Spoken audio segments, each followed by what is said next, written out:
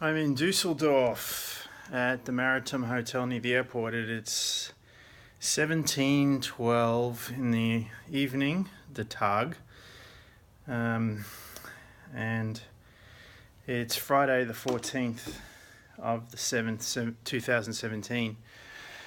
So, after an ordeal in Iceland, after seeing all the beauty and the awesomeness, getting out of Iceland was really tough.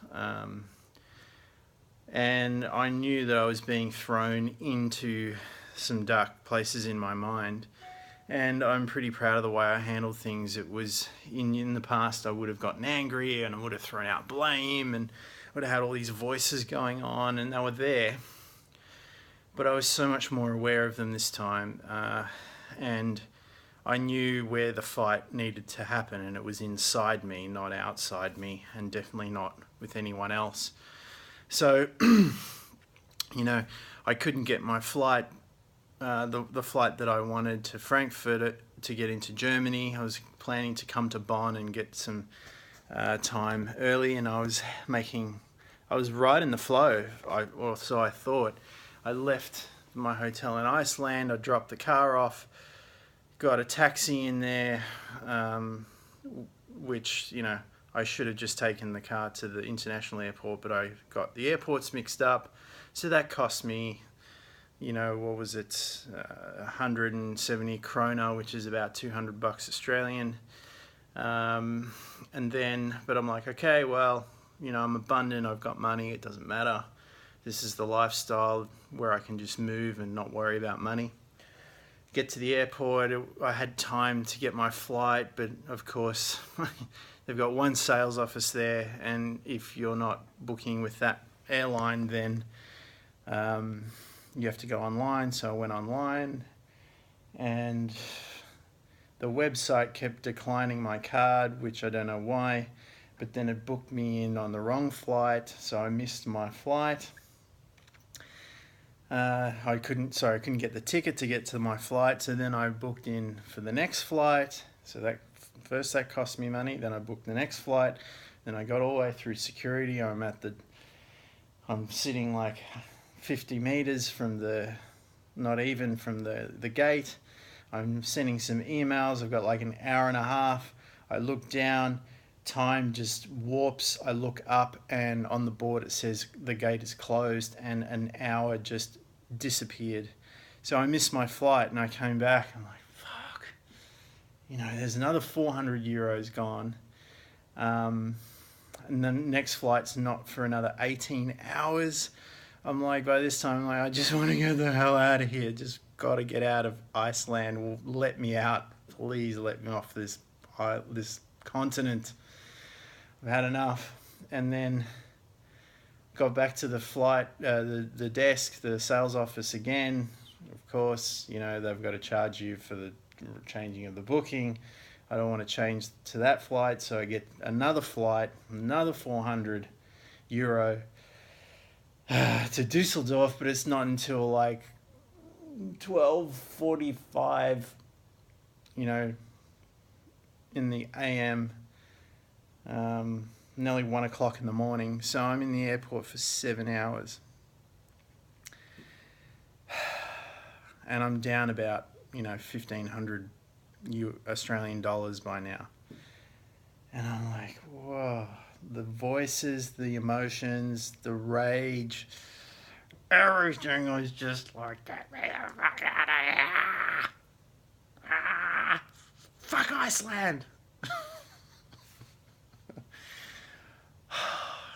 And I was just like, I was really up against it.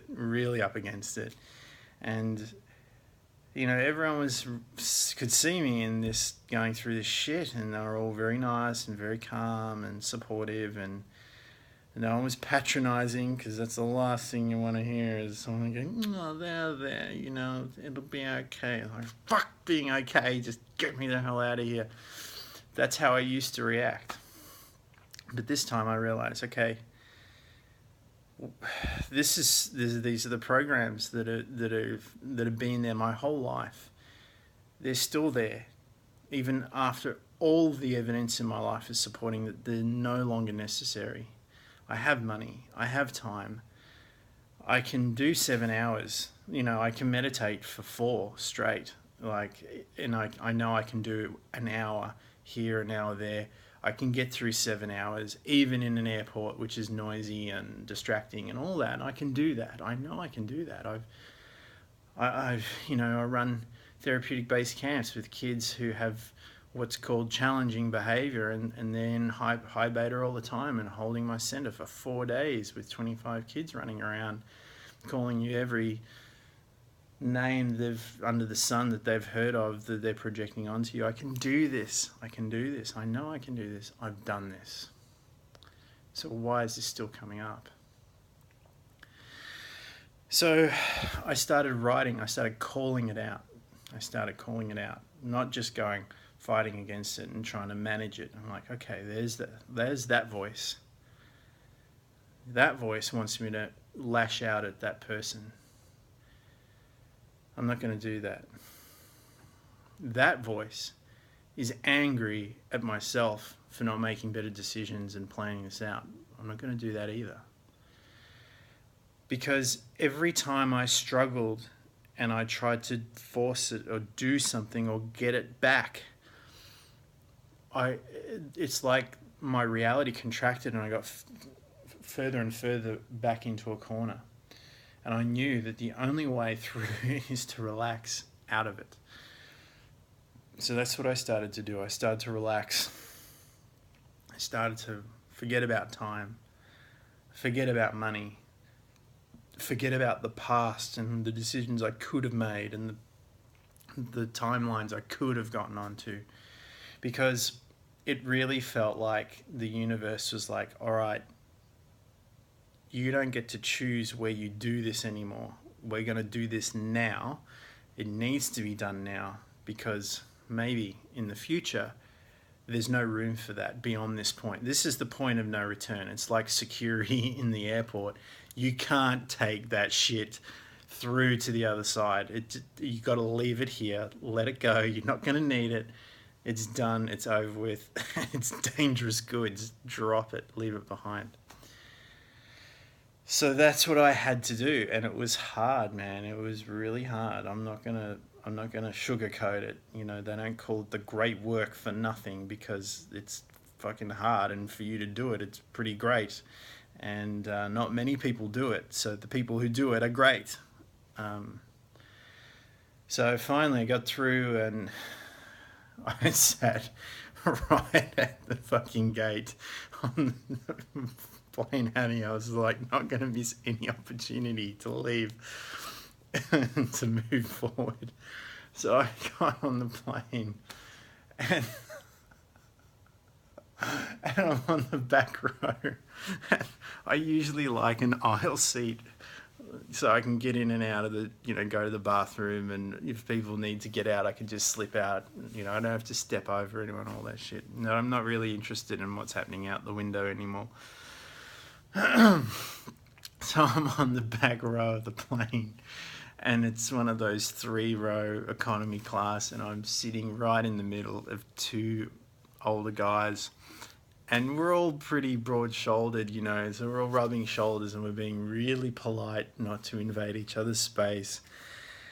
And we get out on the tarmac, and the plane takes off, and as soon as we're in the air, I'm just looking around at any available seats, and I'm just seeing myself in another seat. I'm in the past, I would, strategize, and how am I going to get the attention of the flight attendant, and then I'm going to ask her if I can move seats, and then hope for the best, and maybe I can manipulate and control the situation. But this time all I did was I sat there, and I'm going, if I have to sit here for 4 hours, from Iceland to Germany, I'm grateful. I can deal with that, because I'm not at the airport waiting around for 7 hours or 14 hours, and I'm not spending money on flights I'm never going to even be in the airport for. So all I'm doing is I'm seeing myself in a new seat, and I'm visualizing. I'm not visualizing, I'm actually there. And all of a sudden, the flight attendant comes in and says, blah, blah, blah, blah, in German. I'm like, sorry, I don't understand what you just said. She said, well, if you'd like to sit in rows 13 or 12, there's a lot more room for you. And I look to the guy next to me, I'm like, I'm going to go do that. And he's like, okay, you do that. So I get up and I get there, and it's the emergency row. And I've got the whole emergency row free. So I've got more leg room. I've got 3 seats to myself. So I'm like spreading out. It's like the reward for effort, you know. It's like, if you can get through this, there's something on the other side for you. And I'm not going to tell you what it is yet. You're going to have to do this without the incentive of a reward. You're just going to have to do this for the sake of doing this, because you need to do this. And as a master, you cannot tolerate that being in your mind any longer. Yes, it was good when you were 3 and 4 and 5 and 6 years old, and then it got you through your teenage years, and you barely made it through your 20s and 30s, and now, man, you're pushing 40 now, and that shit ain't going to fly anymore. You're going to have to dump that, and you're going to have to replace it with something that's more in line with who you are today and who you're becoming and who you will be. So that's what I had to do. So I've created the space now, and let me tell you, that took up so much real estate in my mind. So much so that I wasn't even aware, you know, embarrassed to say, I wasn't aware. That's another voice, embarrassed to say that I wasn't aware how much real estate that old programming took up in my mind. So I wrote it all out. I did a, you know, couple of pages of writing, and I reread it. It's pretty compressed and it's pretty dense for 2-3 pages, and I sent it off for Deb to have a look at it, and she came back and said, it's the most honest thing you've ever written, and I love it. And I was like, wow, because, you know, at the time I'm going through it and it felt like crap, and I'm reading it and going, oh, I can't believe I'm actually putting this out there to be seen. But fuck it, man, I can't hide any longer. I will not hide any longer parts of myself, especially parts of me that are no longer me. Like, why am I still doing that? It doesn't make sense. Anyway, this is the video. I've had a couple of hours sleep, about 6-8 hours sleep. I'm feeling much better. I've gone to the gym, and now I'm going to go just have a swim, soak in the sauna, and, you know, purge the rest of this residue debris out of me. And I'll do another video in a little while and see how that turns out and see my state then.